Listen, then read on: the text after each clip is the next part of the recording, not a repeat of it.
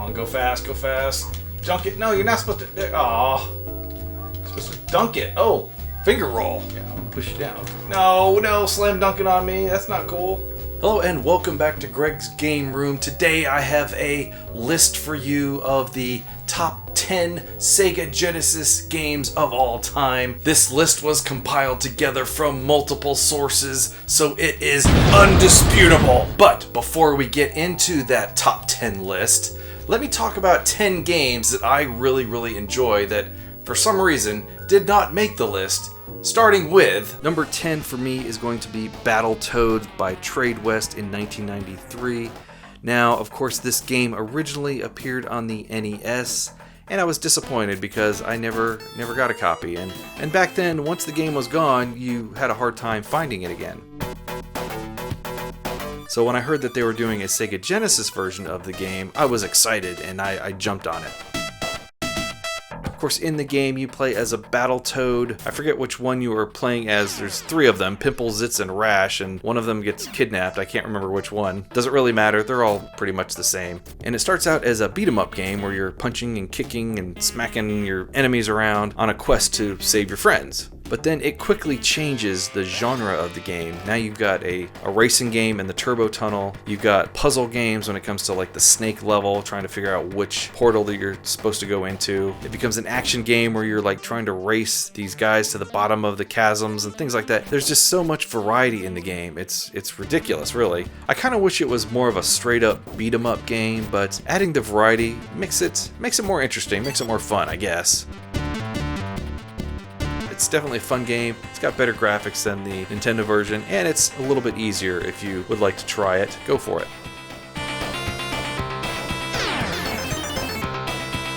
Number 9 is going to be Ecco the Dolphin from Sega in 1992. Now, I really like the idea of playing as a sea creature, a dolphin in this case, because I feel like the ocean is really an untapped resource of video gaming. Of course, the game starts out with an alien presence sucking out all of the life out of the sea, including your pod, leaving Ecco by himself to try to figure out what to do. Why they didn't take Ecco with them, I'm not sure. So you have to swim through the ocean, solve puzzles, get to the next stage, try to save other creatures that haven't been sucked up by the aliens. It's definitely a fun and interesting game, but it is fairly long, so fortunately it does have a password save, and as you can see, I have all my passwords. I did beat this back in the day, and let me tell you, that last stage is really tough because you have to get all the way through it and not touch very much to get to the alien creature at the end, defeat him, and then rescue your pod. A very bizarre game, but still very fun.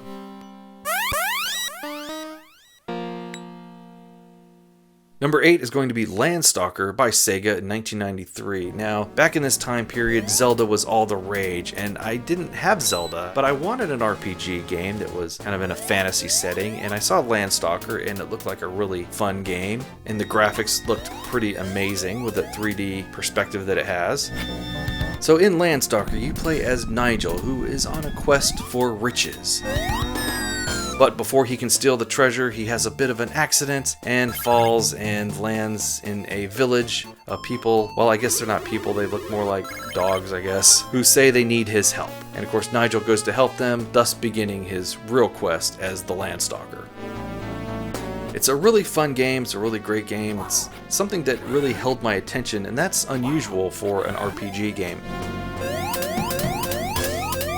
So if you're looking for a fantasy game, you can't go wrong with Landstalker. It's fun, it's got great graphics, great sound, great story, so pick it up if you can find it for sure.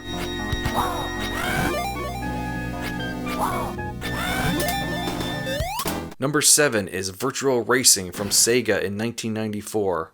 I remember when this came out and I heard that it had that SVP chip in it. I was really excited that maybe Sega was going to start doing, adding more chips to their games like Nintendo was doing. But alas, this would be the only SVP chip game in the Genesis library. And I can understand why, because the game is rather expensive. I think it was $89 when it originally came out. Lucky for me, I got it for free in the bargain bin.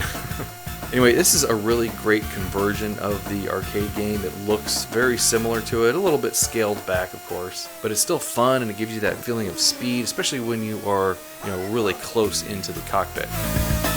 Which is another interesting thing that you can do in this game that you can't do in most racing games, which is change your view and have it like zoom in and out of the different views. I understand that's something you don't see because it's kind of a patent issue, which is too bad because it'd be pretty cool if they could include that in more racing games. But yeah, Virtua Racing, I think, is what led to the creation of the Sega 32X.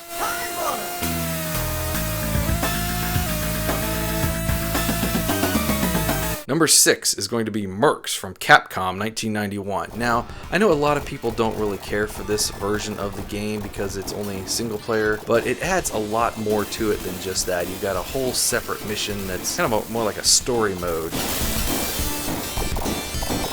But for me, I was really sold on the high-resolution graphics of that Grand Canyon boss fight at the end of the first stage. It just looked really beautiful, and I was like, I've got to get a game that has a Grand Canyon in it.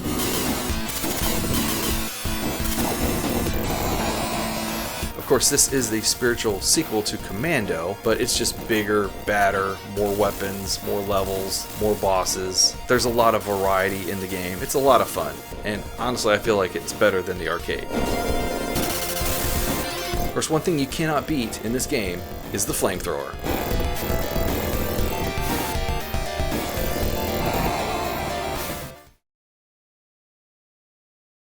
Number 5 is going to be Shinobi III by Sega in 1993. This is a series and a game that I didn't really get into very much back in the day, but I've come to appreciate the Shinobi series much later, and to me this feels like just the biggest, the baddest, the best of all the Shinobi games. And it must be true because it seems like it appears on every compilation and Genesis Mini and everything that Sega puts out these days. I really enjoy the variety. I mean, you start out kind of going through a cave or whatever.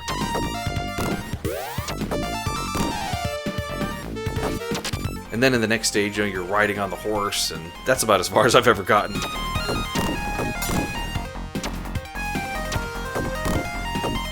It's a great game, I love it. Even if I haven't gotten very far into it, it's still good.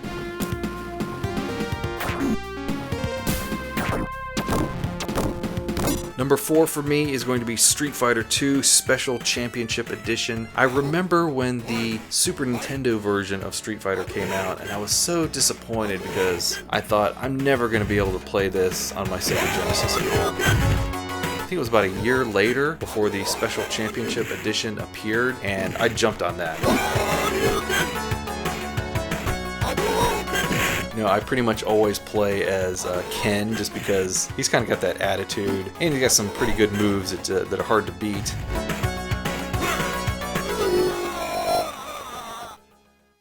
Or I also like Dhalsim, the guy with the long stretchy legs and arms. That always cracks me up.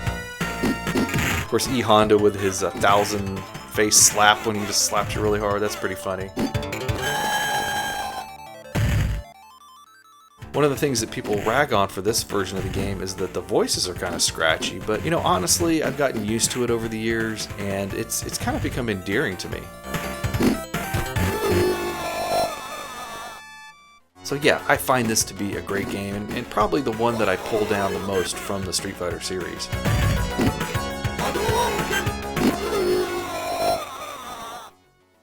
Number 3 is going to be RoboCop vs. Terminator from Virgin Interactive in 1994. I discovered this game when I was cruising through my EverDrive one day, and I thought, man, this is a really fun game. How have I not ever played this before? I love the Terminator franchise. I love the RoboCop franchise, well, except for Part 3. And how can you go wrong when you mix these two franchises together? Of course, in the game you play as Officer Murphy, going through the city, shooting bad guys, I guess. But the best part about shooting the bad guys is the blood and the guts that appear. And the music is kind of corny, kind of cheesy, but it's still good. And then the sound effects are really good, the voices are really good, which is unusual for a Sega Genesis game. If you can find it for a cheap price, I would definitely get it.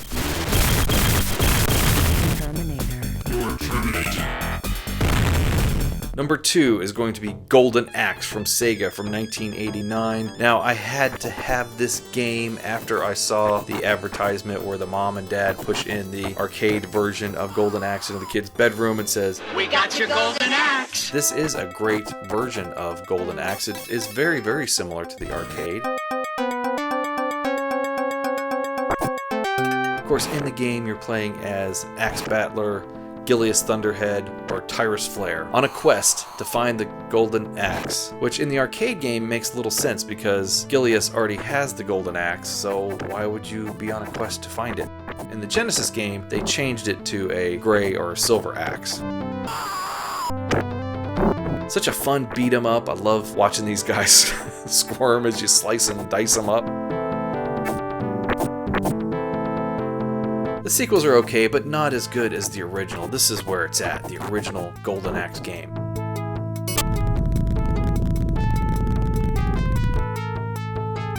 And then my number 1 game is going to be Road Rash 3. Now, that may be a controversial pick for some of you because I'm sure you probably like Road Rash 2 better, but for me, I probably played Part 3 the most. Of course, the goal in the game is to get to the finish line before your opponents, and it doesn't really matter how you get there, just so long as you do, which means you are allowed to beat them up, smack them around, knock into them, try to push them into a fence or a cow. It's such a fun game.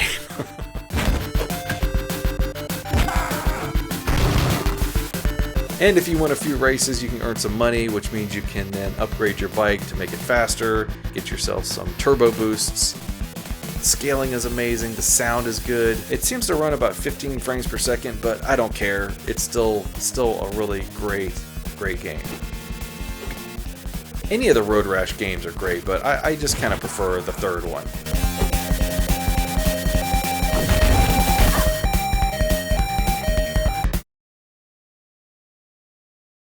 Alright, you've been patient, you've waited through my top 10 games that didn't make that other list. Now let's talk about the 10 games that are undisputedly the top 10 Sega Genesis games of all time. Number 10 is going to be NBA Jam Tournament Edition by Iguana/Midway in 1995. Man, I really love the NBA Jam series. It's so much fun. You know, it came from an arcade where it's a 2-on-2 basketball game where you're jumping super high in the air and slam dunking the ball and running around super fast and pushing players over.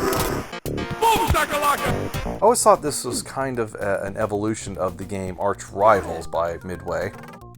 But it's just way more refined, way more fun, and the Genesis has a pretty decent conversion of this game.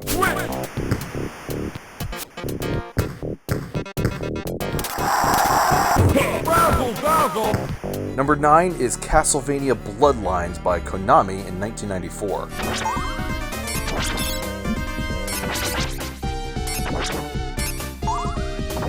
Man, I was so excited when this game finally came to the Genesis. I had played the NES game a bunch of times, and I thought, man, this is going to be so much better. It's going to look so much better on the Genesis, and it is. It's fun. It's a great game. In the game, you play as a vampire hunter. I usually play as John Morris because I like the whip. And your goal is to, I guess, kill Dracula? I'm not really sure. I just play through the game and just whip stuff. It's my favorite part of the game.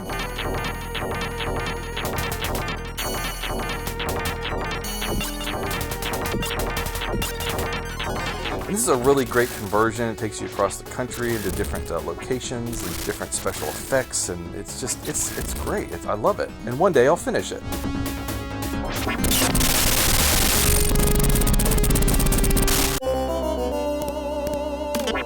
Number 8 is Super Street Fighter II by Capcom in 1994. I consider this to be more or less an upgrade from my more preferred version of Special Championship Edition.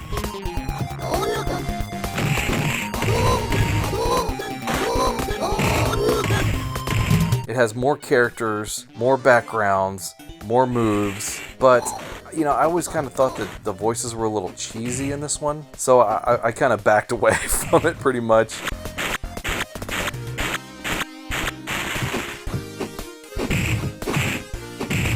But that doesn't mean it isn't a great game. It's still fast and fun and great graphics. Sound is, you know, Genesis level sounds.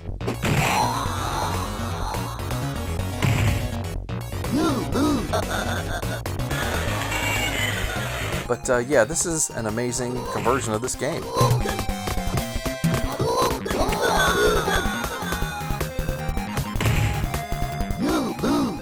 Number 7 is Mortal Kombat 2 by Acclaim / Midway from 1994, and I can't help but notice that Mortal Kombat 2 just barely edged out Super Street Fighter 2 in this top 10 list.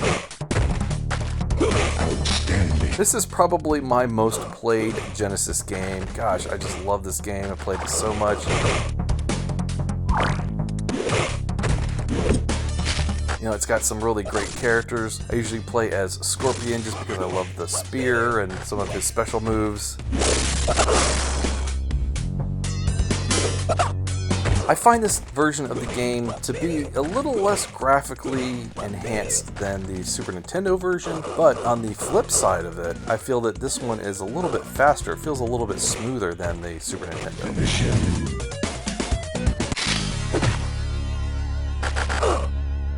If you want more information about Mortal Kombat 2 for the Genesis, definitely check out my review.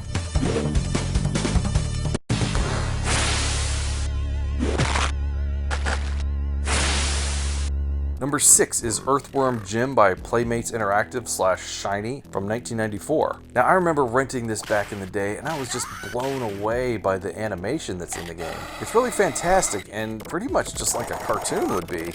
It's got this wacky sense of humor with Earthworm Jim running around, first of all in the junkyard, launching cows and shooting, like, junkyard dogs, I guess they are. Crows and climbing up that conveyor belt with the different stuff falling down and then beating the boss who like burps fish or something. I don't know. It's really weird. And then the next level is like you're in hell or something, I think. I've never been able to get very far in the game. Maybe it's just because the controls are a little bit strange. I always get confused as to which is the shoot and which is the whip button.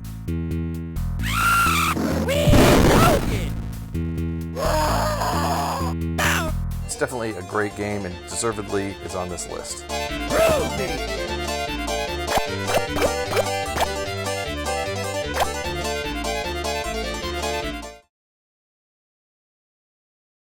Number 5 is Teenage Mutant Ninja Turtles, the Hyperstone Heist by Konami in 1992.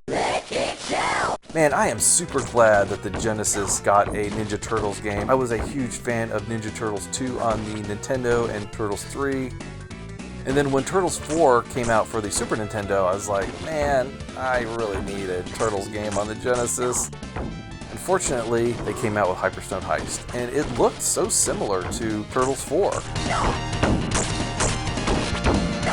It still is the same basic gameplay as the other ones where you're one of the 4 turtles, Leonardo, Raphael, Donatello, or Michelangelo, fighting through different waves of foot soldiers on your way to defeat Shredder and probably save April or New York City or something, who cares?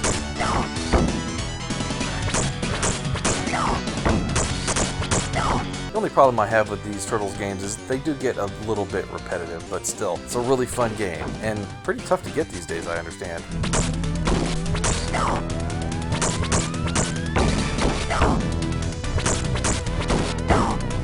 Number 4 is Gunstar Heroes by Sega / Treasure in 1993. You know, honestly, I really never did get into this game. My friend really swore by it, and he loved it.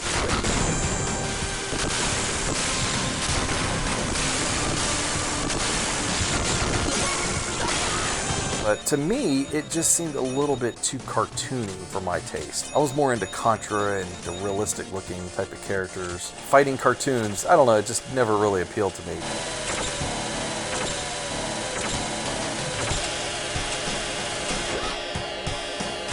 Gunstar Heroes, everybody seems to love it. It's definitely got some variety to it for sure.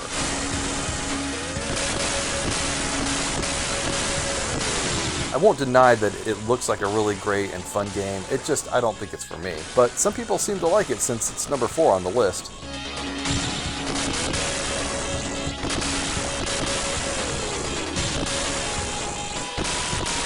Number 3 is going to be Aladdin from Sega/Virgin in 1993. This is another beautifully animated game. I mean, it really looks like you're right inside the movie. In the game, you play as Aladdin, trying to travel from left to right to get to the other end of the stage. I've never been able to get too far into this game.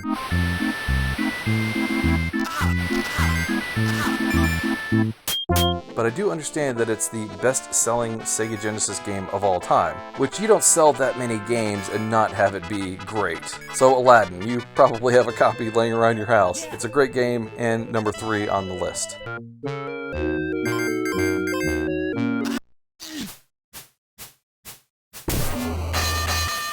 All right, we're coming down to it, the last 2 games, and I'm sure in your mind you're thinking, it's gotta be this game, or this game is number 1 and number 2, because he hasn't talked about those games yet. What could it possibly be? Number 2 is Streets of Rage 2 by Sega in late 1992. Man, I am so sorry that I missed out on this game when it originally came out. I did see the first version of the game in magazine articles, and I believe I rented it back in the day, and it was great and fun and all that, but it just didn't strike me as amazing back then.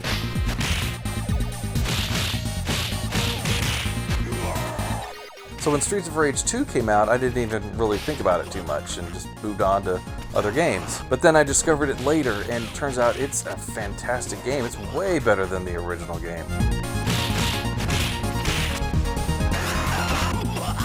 Of course, in the game, your goal is to beat up as many guys as you can on your quest to defeat bad guys, clean up the city, something. Again, it's just an excuse to have a brawling game.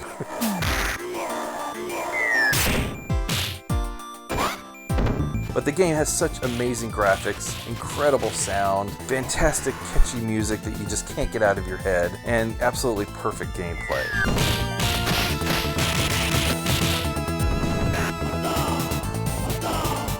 I mean, there is a reason why Streets of Rage 2 is the benchmark for every other brawling game that's come out ever since.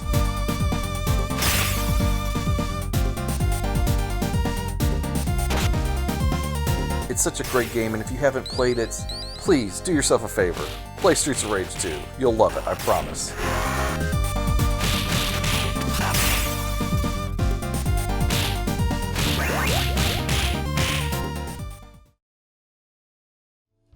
Of course, with Streets of Rage 2 being the number 2 game of all time, that means that the number 1 game of all time has got to be the entire Sonic series by Sega, starting in 1993. Oh, so you thought I would forget about Sonic, did you? Well, guess what? No, I totally did not forget about Sonic.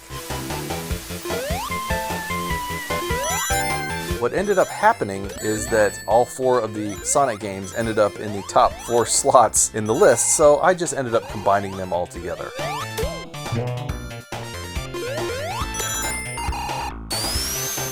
I mean, they're all pretty much the same. You just move from left to right as fast as you can, collecting rings, stomping on robotic-type characters that Dr. Robotnik has created, and then you have a boss fight at the end every couple of stages.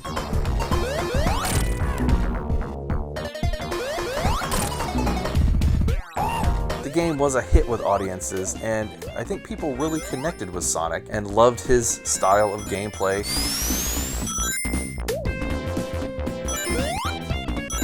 It's an enjoyable game. It's got beautiful graphics, great music, great sound.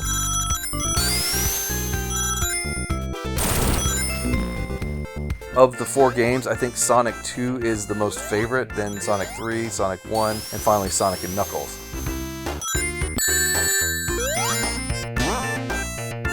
Sonic was the game that sold me on the Genesis. As you can see, I have the Sonic not for resale packaging because I got this with my Genesis.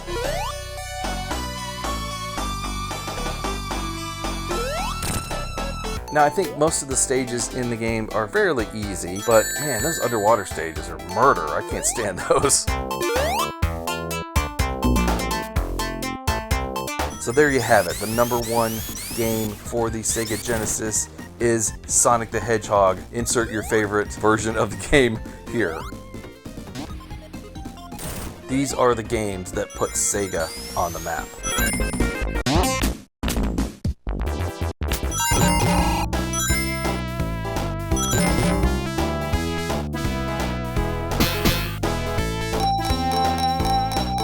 Well, there you have it, folks. The top 10 undisputed list of Sega Genesis games. Hope you enjoyed this video. Please remember to hit the like, share, subscribe, all that good stuff down below. Thanks for watching. Take care, and we'll see you again next time.